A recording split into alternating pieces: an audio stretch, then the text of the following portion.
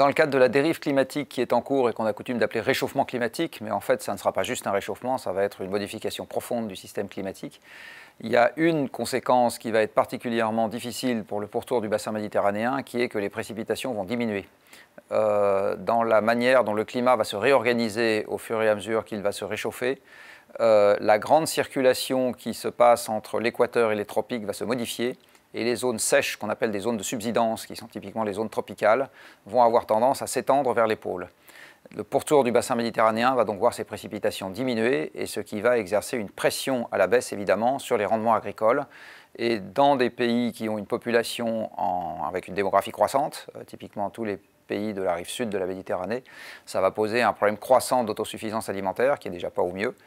Par ailleurs, ces pays dépendent pour partie des exportations d'hydrocarbures, je pense notamment à l'Algérie, dont ces exportations vont également baisser, puisque l'Algérie a passé son maximum de production de pétrole il y a maintenant une dizaine d'années, et est en train de passer le maximum sur le gaz en ce moment. Donc il va y avoir des enjeux d'instabilité, de déséquilibre entre ressources et besoins qui vont croître dans les pays du pourtour du bassin méditerranéen, notamment à cause du réchauffement climatique.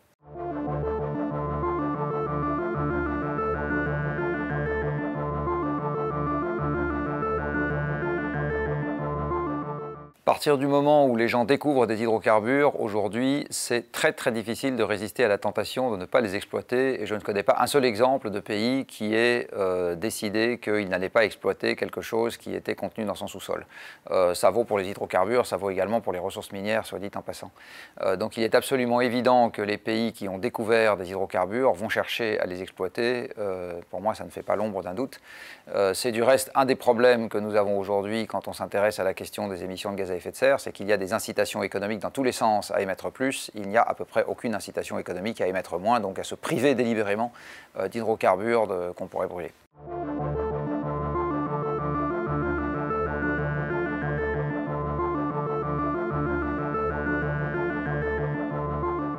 Depuis que les problèmes environnementaux ont commencé à se faire jour, on se rend compte que malheureusement, ils sont en conflit d'objectifs avec ce qu'on a coutume d'appeler l'économie. L'économie, qu'est-ce que c'est? C'est une grosse machine à exploiter des ressources naturelles, à les transformer pour faire autre chose, des lunettes, des frigos, des vêtements, etc. et à créer à cette occasion des déchets, c'est-à-dire les sous-produits indésirables de cette transformation. Plus l'économie est importante en volume, plus elle prélève de façon importante des ressources naturelles et plus elle génère de façon importante des déchets. Donc vouloir préserver l'environnement, ce qui est en général synonyme de limiter les prélèvements ou de limiter les rejets, c'est par nature incompatible avec le fait d'avoir une économie en expansion. C'est une incompatibilité fondamentale. Aujourd'hui, l'Europe n'envisage son avenir avec le Green Deal que dans un contexte dans lequel on va réussir à marier la croissance économique avec la limitation des nuisances environnementales. C'est malheureusement un cahier des charges qui n'est pas tenable. Donc le Green Deal sera en pratique soit un deal mais pas green, soit green et pas un deal.